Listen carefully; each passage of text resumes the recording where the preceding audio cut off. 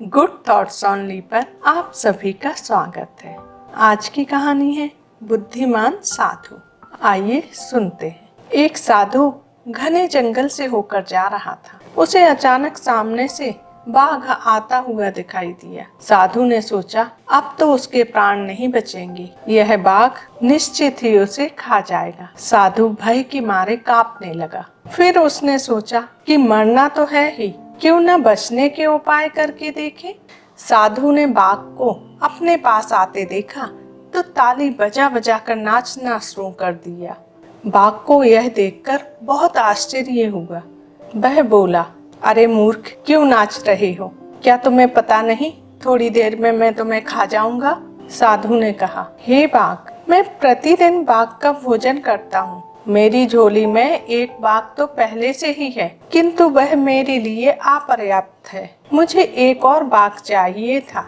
उसी की खोज में जंगल आया था। तुम अपने आप मेरे पास आ गए हो, इसलिए मुझे खुशी हो रही है। साधु की बात सुनकर बाघ मन ही मन कुछ डरा, फिर भी उसे विश्वास नहीं हुआ। उसने साधु से कहा, तुम अपनी झोली वाला बाघ मुझे दिखाओ। यदि नहीं दिखा सके तो मैं तुम्हें मार डालूंगा। साधु ने उत्तर दिया, ठीक है, अभी दिखाता हूँ, तुम जरा ठहरो, देखो भाग मत जाना। इतना कहकर साधु ने अपनी झोली उठाई। उसकी झोली में एक शीशा था। उसने शीशे को झोली के मुख के पास लाकर बाघ से कहा, देखो यह रहा पहले वाला बाघ। बाघ साधु के पास आया। उसने जैसे ही झोली के मुंह पर देखा, उसे शीशे में अपनी परछाई दिखाई दी। उसके बाद वह गुर्राया तो शीशे वाला बाघ भी गुर्राया।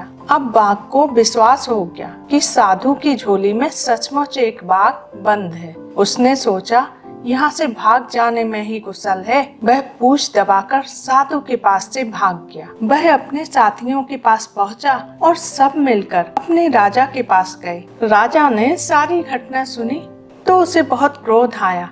वह बोला, तुम सब कायर हो, कहीं आदमी भी बाघ को खा सकता है? चलो मैं उस साधु को मंजा चखाता हूँ। बाघ का सरदार दूसरे बाघों के साथ साधु को खोजने चल पड़ा। इसी बीच साधु के पास एक लकड़हारा आ गया था। साधु उसे बाघ वाली घटना सुना रहा था। तभी बाघों का सरदार वहां पहुंचा। जब लकड़हारे ने बहुत से बाघों को अपनी ओर आते देखा तो डर के मारे उसकी घिघी बंद गई। वह कुल्हाड़ी फेंककर पेड़ पर चढ़ गया। साधु को पेड़ पर चढ़ना नहीं आता था। वह पेड़ के पीछे छिपकर बैठ गया। जो बाघ साधु के पास से जान बचाकर भागा था, वह अपने सरदार से बोला, देखो सरदार, सामने देखो, पहले तो एक ही साधु था, अब दूसरा भी आ गया है। एक नीचे छिप गया है और दूसरा पेड़ के ऊपर। चलो भाग चले।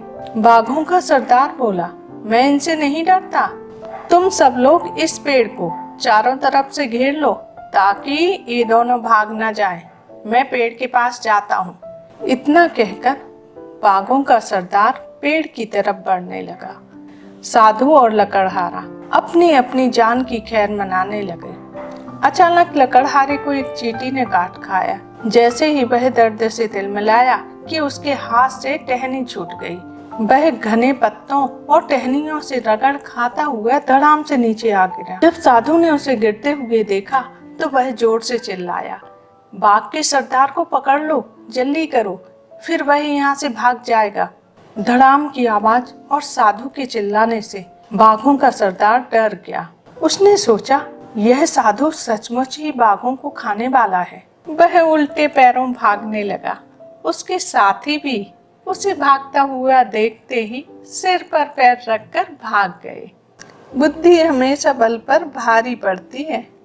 बल जब काम न आए तो बुद्धि से कोई भी जंग जीती जा सकती है।